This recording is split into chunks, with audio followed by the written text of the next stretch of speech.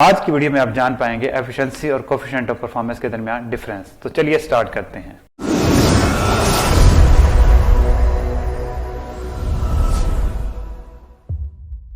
Efficiency और coefficient of performance बेटा दोनों पैरामीटर्स इस्तेमाल होते हैं डिवाइसेस की परफॉर्मेंस को जज करने के लिए।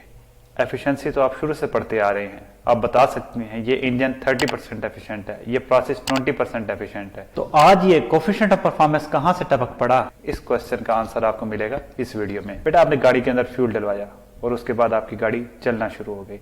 अब इसमें जो इंजन है वो फ्यूल की केमिकल एनर्जी को गाड़ी की काइनेटिक एनर्जी में कन्वर्ट कर रहा है।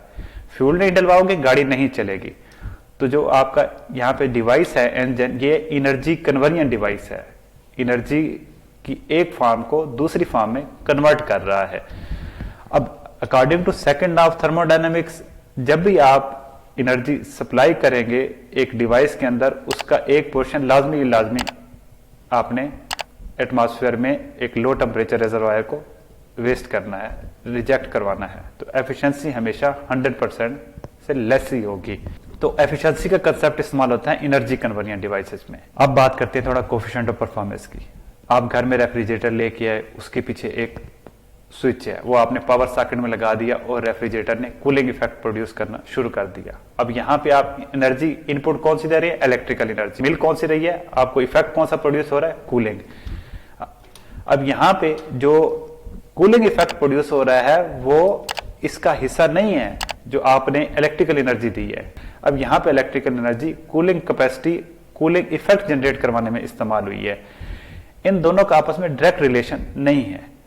यहाँ पे इलेक्ट्रिकल एनर्जी कन्वर्ट नहीं हुई, एनर्जी ट्रांसफर हुई है। तो ऐसे डिवाइसेस जहां पे एनर्जी ट्रांसफर का प्रोसेस होता है, फॉर एग्जांपल एयर कंडीशनर है, वहां भी आप इलेक्ट्रिसिटी प्रोवाइड करके कूलिंग इफेक्ट प्रोड्यूस करवाते हो। रेफ्रिजरेटर में भी आप यही कुछ कर रहे हो, हीट पंप है। तो ऐसे डिवाइसेस में जहां पे आपका जो डिवाइस है उसमें एनर्जी कन्वर्ट नहीं हो रही, एनर्जी ट्रांसफर हो रही है, तो ऐसे डिवाइसेस में जिसमें बेटा आपने कोई इफेक्ट जनरेट करवाना है, कूलिंग इफेक्ट करवाना है, हीटिंग इफेक्ट करवाना है, तो वहां पे उस डिवाइस की परफॉर्मेंस को हम मेजर किया करते हैं कोफिशिएंट ऑफ परफॉर्मेंस की मदद से।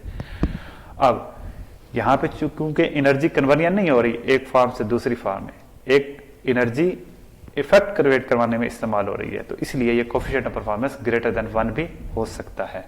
तो एफिशिएंसी का फार्मूला आप जानते हैं, energy output over energy input ही होता है।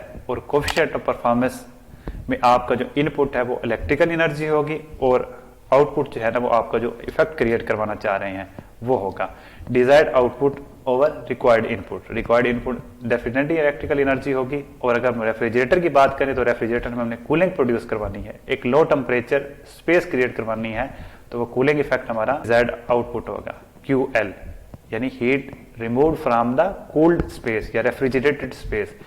हीट पंप में हमने हीटिंग क्रिएट करवानी है, एक स्पेसिफाइड प्लेस को गर्म करना है, तो उस पे हमारा जो डिजायर्ड इफेक्ट है वो है heating effect over work input. Work input दोनों केसेस में इलेक्ट्रिकल एनर्जी ही है।